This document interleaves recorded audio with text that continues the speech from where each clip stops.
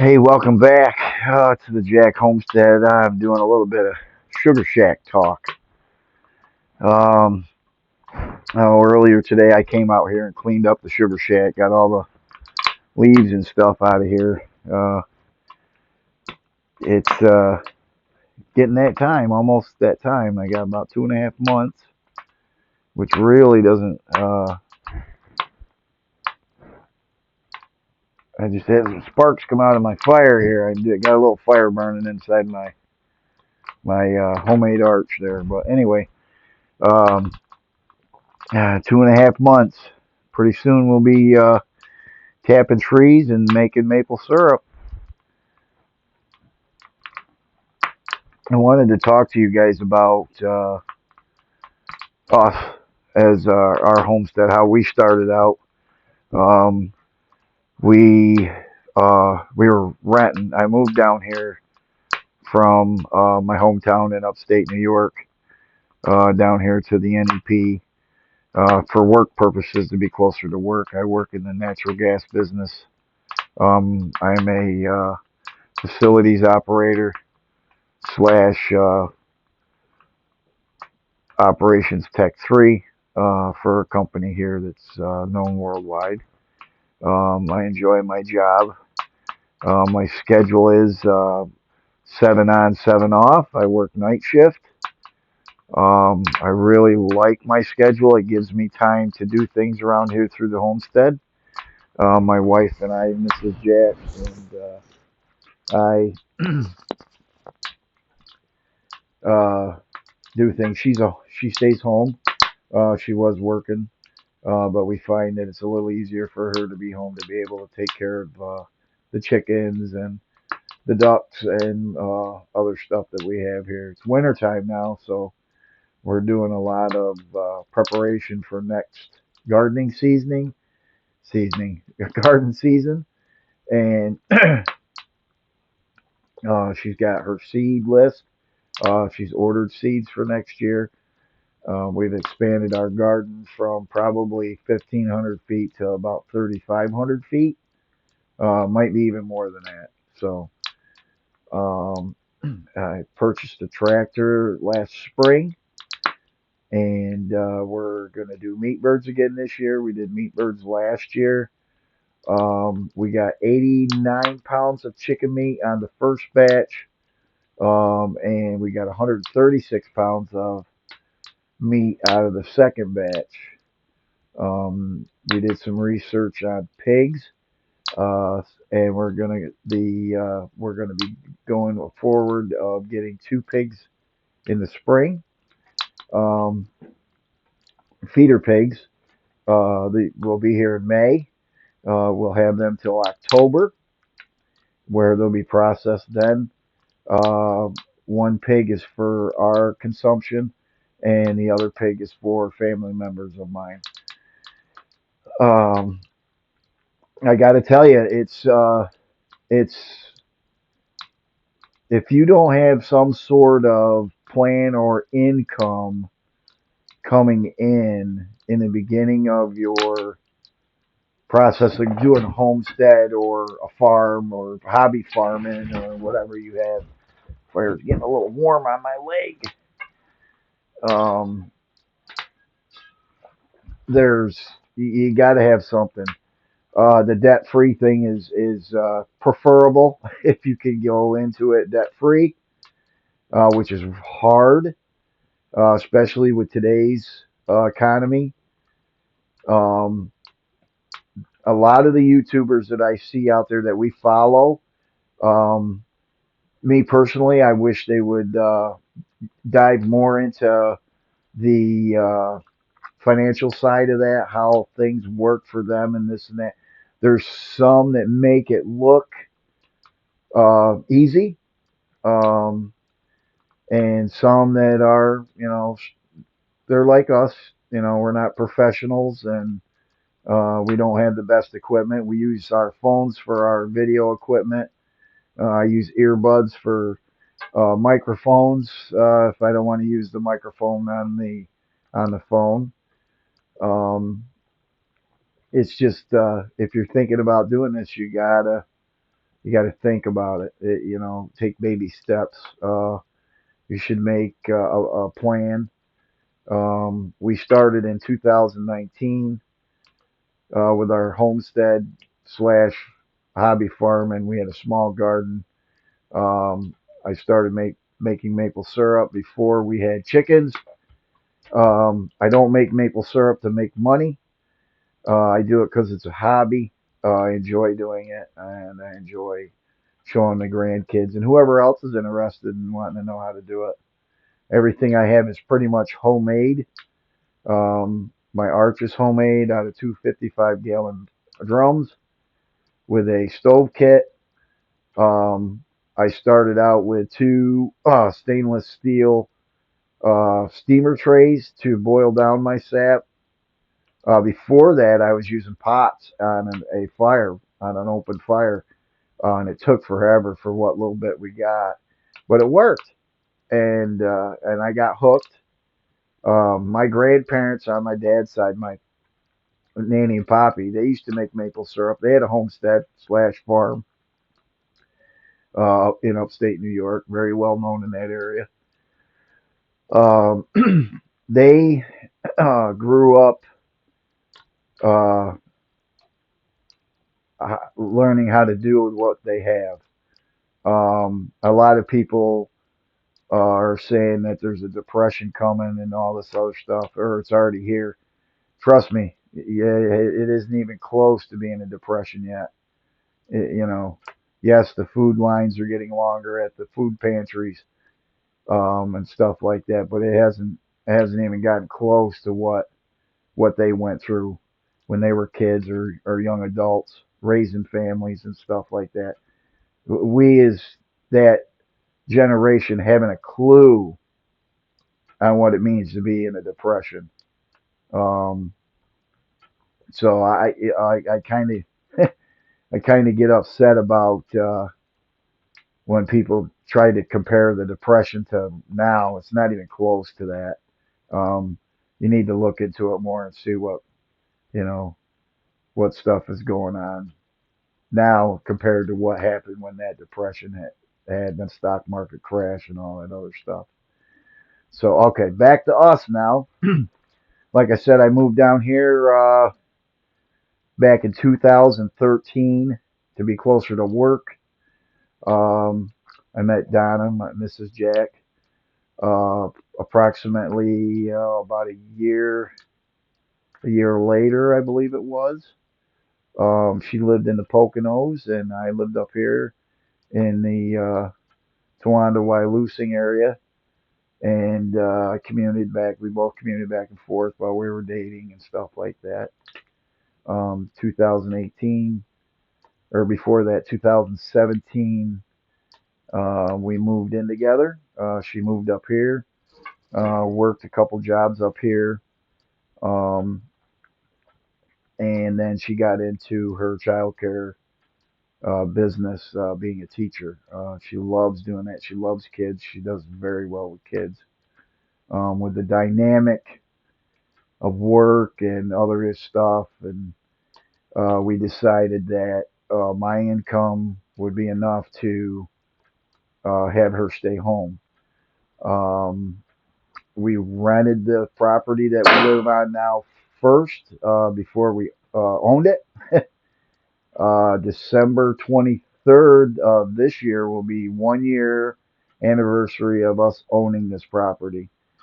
The landlord was kind enough to sell it to us and not put the property up for sale um, um, commercially, or out and about, or advertised it or anything.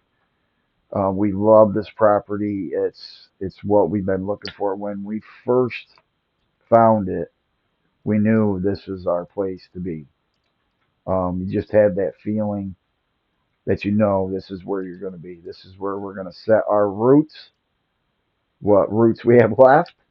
Yes, we're middle aged, um, or yeah, middle aged, or a little bit above middle age, and we started our new home here, 2018. We got married here on the property. It was a wonderful, beautiful wedding. Had a good time. Several Christmases, birthday parties, graduation parties for the kids, and cookouts and everything like that. 2019 came around.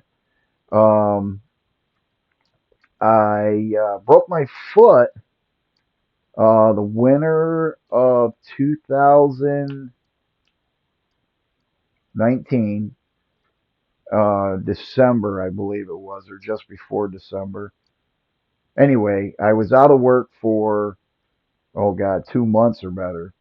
So I started to go online, look up stuff on maple syrup, and it caught my eye, and I started researching and stuff like that. I'd ask my dad, and he would tell me how he did it and how his parents did it, and from there I caught the bug,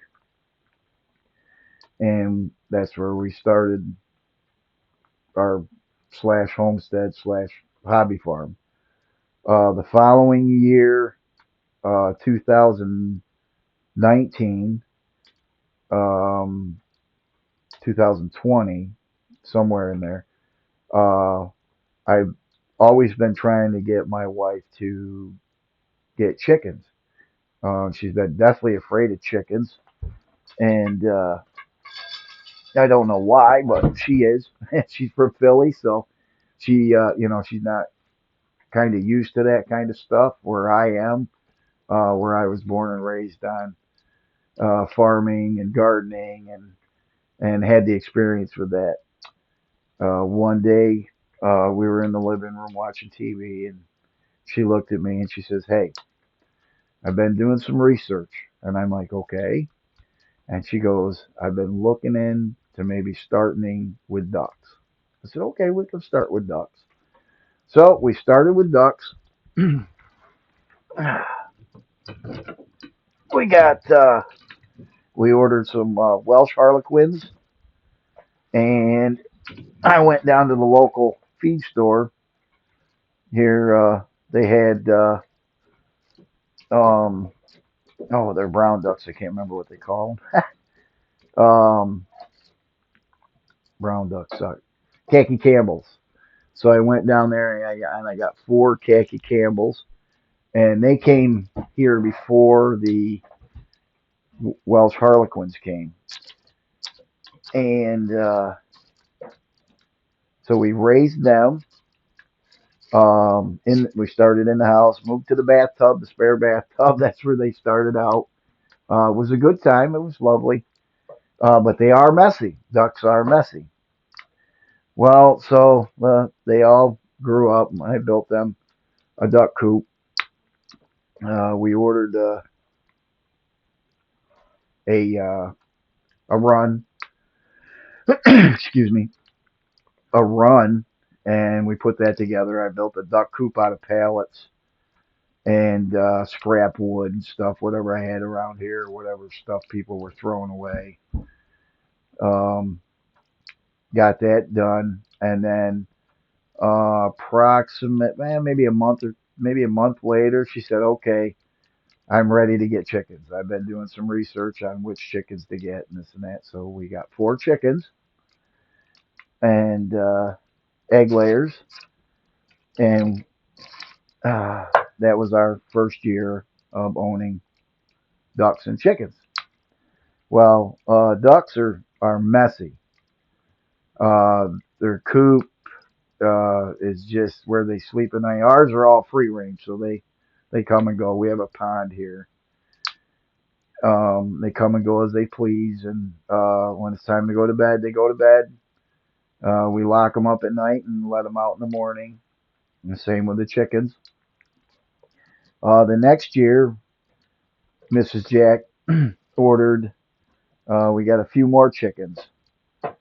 We ended up with 12 chickens in total because I ended up buying, I think, four more or six more from Tractor Supply. They were the green egg layers.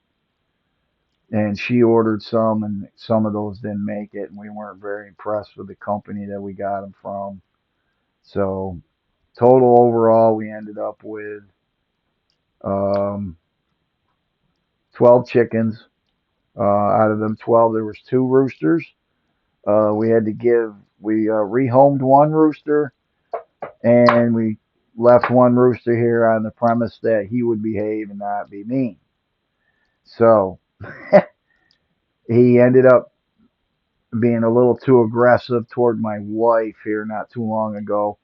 And he's only doing his job, but we can't have an aggressive rooster here because we have grandkids, and or if we have somebody here that's going to farm sit us, if we go away for a couple days, I don't want that chicken spurring them. So I did end up calling the chicken, and he didn't go to waste. We did put him in the freezer, and now we have 11 chickens, all egg layers. Mrs. Jack has oh, I forgot to tell you, we ended up getting two more ducks after we gave the Khaki Campbells ended up having three males, so we ended up giving two males away to a home near us, farm over by us, and we kept the one male, Reggie. That's what she named him, and he's been here ever since. And that following year, when we bought we got the extra or the new chickens. She also added two more ducks to our duck gander or whatever you want to call it, and she got two Cayuga ducks, two female Cayuga ducks, beautiful ducks, all black. They lay when they start laying, they lay a black egg or dark chocolate brown egg when they first start laying, and as they lay, they get lighter and lighter and lighter, and then after I guess supposedly when they molt, then they'll start laying the black eggs again, and then they'll go lighter and lighter and lighter. So okay, after that we got yep. Now we're in the process of we'll be getting oh, that summer we also got the meat chickens I told you about in the beginning of the the video. That was an experience. Wasn't bad. We tried the white chickens. I can't remember what they called them. Um, Cornish cross. That's what they were. Cornish cross. They were easy to raise, but I wasn't doing it quite right, like the feeding schedule type thing. I was feeding them once a day, and I would only feed them once a day. But the way you're supposed to do it, from a gentleman who has that processes our chickens, he does do the same thing.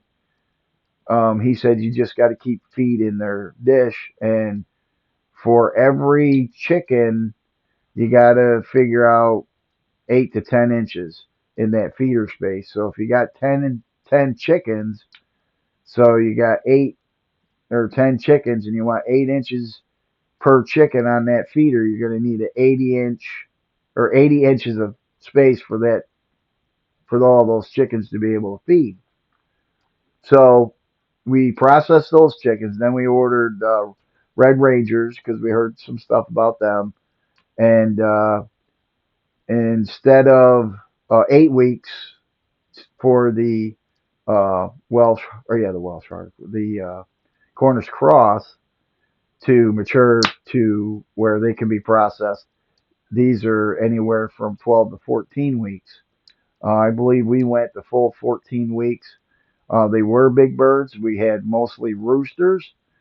I believe the roosters gave us more meat. They were bigger birds than the hens, and so we did do that. The only thing we didn't like about the Red Rangers was, well, for me personally, it was the time that you spent with them, feeding them. It was 14 weeks, twice a day, checking their water, giving them more feed, making sure they got feed. Can get a little at the end there was getting a little frustrating, or not frustrating, just anxious wanting to get them done. Where the Cornish cross was 8 weeks in the gate, out the gate. That pretty much that's what they're bred for. So, but the Red Rangers, the meat is good. I don't we don't like the skin. The skin is kind of thick on those, and they don't crisp up as good as Cornish Cross does. So we aren't going to do the Red Rangers next year. Next year, I did a video on here. I'll put it up here on the chicken coop. Um, oh, what do you want to call it? Rehab. We had a chicken tractor that I'm redoing so that I can walk in. It's got a hooped roof on it, so I can walk. I'm not finished with it yet, but I do have a video which I'll put up here. Um, and link it too, so you guys can go check that out. And then I'll have a part two of that video when I'm done uh, redoing that. And then we're gonna have some chicken uh, wire fence, electric fence, that poultry fencing, Premier One. I think there's another company I can't remember. My wife found it. We're gonna do that, and so they can be a little bit more free range, other than in that coop all the time. And then I have to move the tractor. I'll still have to move the tractor, but not as often. Oh, and that group of chickens, we're going to do some turkeys. We bought our first farm raised turkey this year and had it for Thanksgiving. It was very, very delicious, very juicy. Um, Not like a store bought turkey. A lot better. The meat wasn't as light. It was a little bit darker of a meat, not much. Just like you would like a wild turkey. If you ever had wild turkey, the meat's not quite white, but it's not quite dark. It's in between, kind of like a porkish, white porkish colored meat. But it was very good.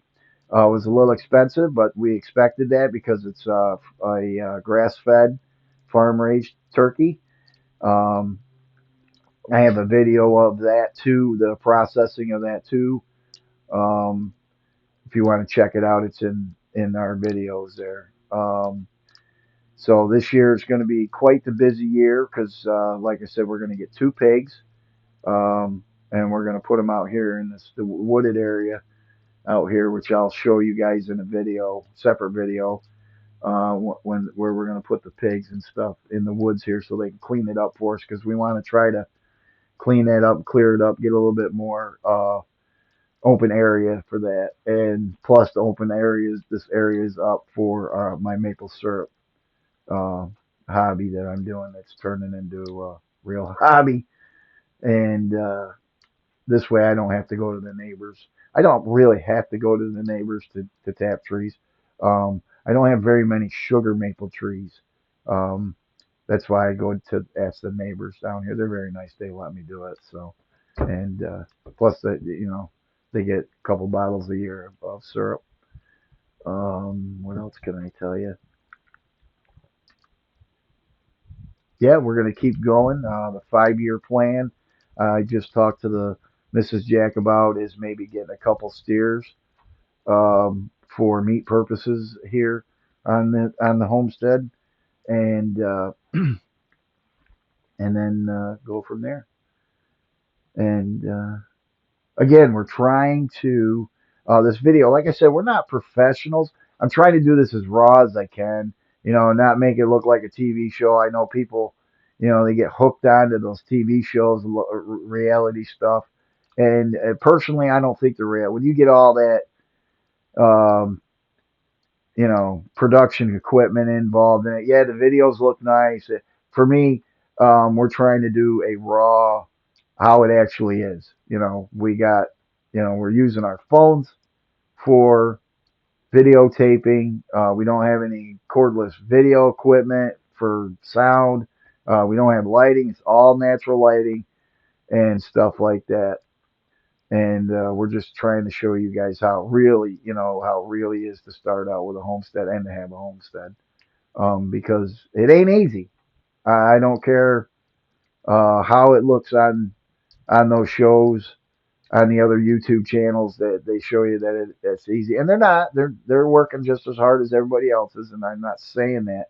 Um, the not easy part is the financial part of it. If you're not going in debt free and stuff like that, it can be pretty rough. Like for us, like I said, I work full time, and if my schedule didn't have the way it is now, I don't think I could do what I'm doing as far as homesteading stuff. But if you're going to try it, make sure you do some research. And when you start getting animals, stuff like that, don't give up. You got to push through the hard times and the rough times. You got to set yourself a schedule. That's the thing. If you do the thing, it's like structure. When you raise kids, if they have structure, there's no issues. Yeah, there's some hiccups, but there's no issues. So you got to give yourself that. You got to go out and do the chores, feed. You got to clean the coops. You got to make sure they got water every day. And then when you're making maple syrup, you got to check your buckets. You got to clean the buckets. You got to clean the tap or the spiles, the tubing if you use tubing. Um, you got to get if you got a sugar shack, you got to clean that up, get it ready for the season. Your evaporator's got to be cleaned out. Big thing on that part of it is you got to make sure you got enough wood for that season. For that season, so don't forget, you always want to plan ahead. You want to make sure your wood is good and dry, so let it season for a year. So the year that you cook, that spring, you should be getting deadfalls or trees that have fallen down or that are dying in your woods if you have woods, and cutting them up, clearing up the forest. That helps the forest. Everything plays a part. Um, tend to your sugar bushes, they would say up in New England and Canadian areas. Um, my wife the other day was telling me what was the best thing that I like about on the farm um, as far as what's my favorite thing to do. Um, I like to make this. I like to do this the maple syrup, but that's only a short time a year, 2 or 3, 4 or 5 weeks. Um, I like to. I'm into just the maintenance part of the farming, helping the wife build things to make it easier for us to have chickens or whatever. Um, the gardening, I help her out in the beginning. Pretty much, she takes over. That's her life. She loves the garden. If she could stay out in that garden 24/7, she probably could if she could stand the bugs. For me, I love helping her do that. I love seeing her face when she sees stuff that she's growing that's new that comes out that we can harvest. Um, I love taking care of the chickens. I love watching the chickens and the ducks. They're very comical and they are therapeutic. I can have a bad day at work, come home, and here comes these ducks. Quack, quack, quack, quack, looking at you, giving you the side eye like that. And the chickens and just scaring each other sometimes and making the other chicken jump and squawk, and it's a good time. Um, but it's hard for me to say what my favorite thing that I like to do on the homestead, and I really have to think about that. Um, just the maintenance side of it, I guess you could say, helping her, the everyday things, feeding the chickens, getting up in the morning. The structure is what I like. The structure and you got to do chores every day. My grandparents, when they used to go to places to visit, and like Christmas, if they go to my dad's or my aunts or uncles or whatever for picnics or whatever, it'd be that time. Well, it's time to feed the chickens. That means it's time to go home. So I get to use that excuse. My brother calls me Clyde or Poppy. So, I want to try to help out with that part of the deal. So, but that's all I got for you for today, guys. I appreciate you coming along and watching, And I appreciate those guys, the people that have subscribed and watch our channel. It means a lot to us. And comment. We really want some comments. I mean, comments would help us out. Good or bad. I mean, as long as they aren't disrespectful or anything like that, ideas that you could help us out with, or maybe say, hey, I did what you guys did. That was a good idea, or stuff like that. And subscribe if you're not new to our channel, or if you are new to our channel. Subscribe. Hit that subscribe button. Hit that little bell down there. That's a notification button that tells you when we have new videos. And again, we're not professional photographers, choreographers, videographers, directors or anything. That this is just the raw state in which we do our homestead and our videos. We're gonna try to get more content in. It's hard for me. The wife says, my ADD, which I do have. It gets to me sometimes. I'll be starting one thing and then I'll go to another thing and blah blah blah this and that. Which is true. So if there's anything that you guys haven't seen in our videos or that you want to know about, comment down below, and we'll see what we can do and find the answer for you. If we can't find the answer, we'll go look for it for you. And we'll be honest with you. If it works for us, if it don't, or if we don't know, we will definitely find out and let you know what the correct way the answer is. There's millions of answers everywhere, and not every single one of them are right. So, again, God bless you guys. Thank you for watching.